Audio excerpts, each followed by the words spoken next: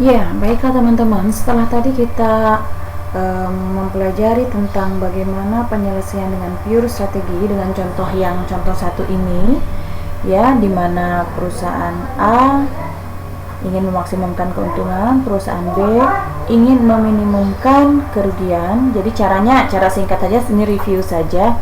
Ya, kita pilih di kolom di baris pertama ini mana yang paling minimum. Ya, pada saat si perusahaan A ingin mengambil strategi A1, B1 pasti memilih 1, sehingga kita tulis di sini yang minimum di baris A1. Demikian juga dengan yang A2, yang paling minimum di sini adalah 4, maka ditulis 4 di sini. Dan nanti strategi yang akan dipilih oleh perusahaan A di situ adalah maksimin.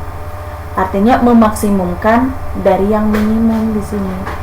Nah, dari 1 dan 4 ini mana yang paling maksimum?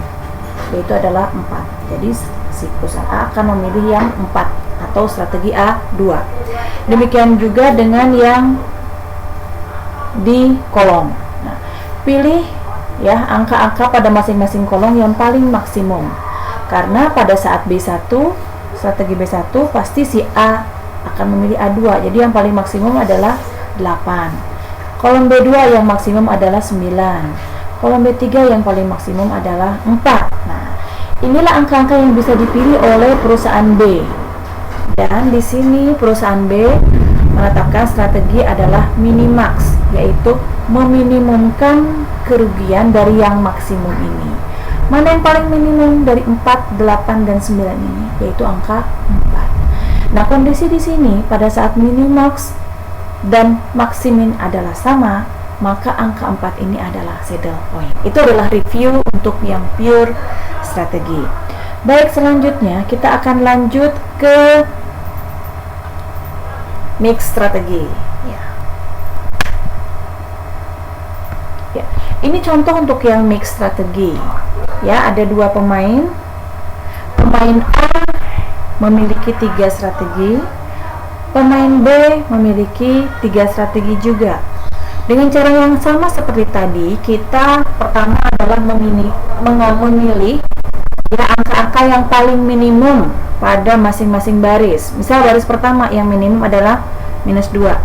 Pada baris kedua yang minimum adalah -3. Pada baris ketiga yang minimum adalah -4.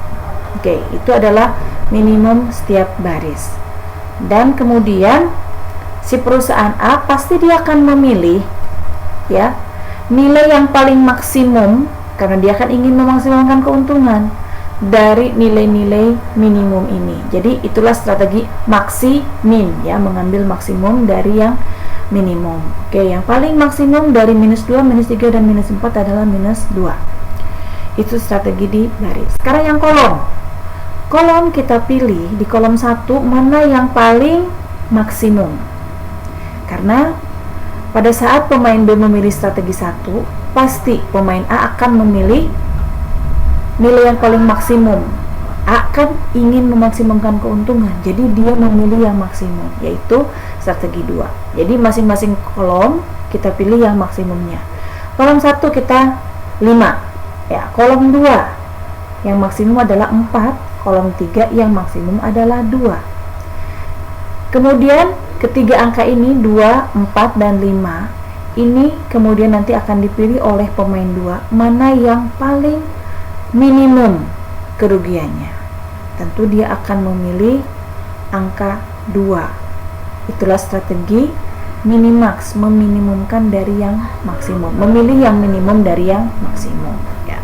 Nah, di sini nilai minimax dan maksiminnya tidak sama, sehingga kita tidak memiliki saddle point. Nah, bagaimana penyelesaiannya untuk kasus seperti ini? Ini bisa kita gunakan ya strategi mix atau campuran. Penyelesaian untuk masalah seperti ini kita bisa melakukan proses eliminasi ya. Misalkan pemain A memiliki 3 strategi, maka kita bisa kurangin strateginya dengan cara tadi. Mana strategi yang mendominasi? Nah, itu kita bisa eliminasi. Nah, setelah kita eliminasi, maka nanti akan menjadi grafik permainan matrik permainannya atau matrik payoff-nya menjadi 2 kali n atau m kali 2. Jadi hanya ada 2 strategi di salah satu pemain. Nanti akan jadi seperti ini. Ya, jadi solusi grafis dari permainan 2 kali n dan m kali 2 ini, kita misalkan kalau x1 itu adalah ya ini, maka x2 adalah 1 dikurangi x1. Nah, kalau misalkan yang hanya ada 2 strateginya di B, maka sama saja. Maka misalkan kalau y1 adalah 1, maka y2 adalah 1 min y1, seperti itu. Setelah itu, berdasarkan strategi murni dari B, maka kita buat ekspektasi payoff untuk A. Ya, kita susunlah ekspektasi payoff-nya, persamaan-persamaannya.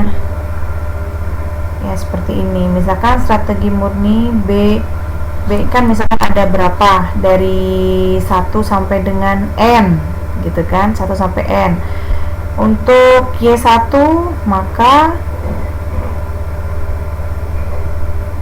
kita buat A1 min A2 dikali X1 ditambah A1. Untuk strategi Y2, maka A2 min A22 dikali X1 ditambah A22.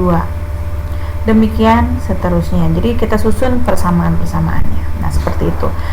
Baiklah, kita akan coba ya, kita bisa X1 ataupun bisa P dengan Q sama saja ya. Nanti kita akan lihat langsung ke contoh. Misal untuk contoh ini kasus strategi campuran. Ya, misalkan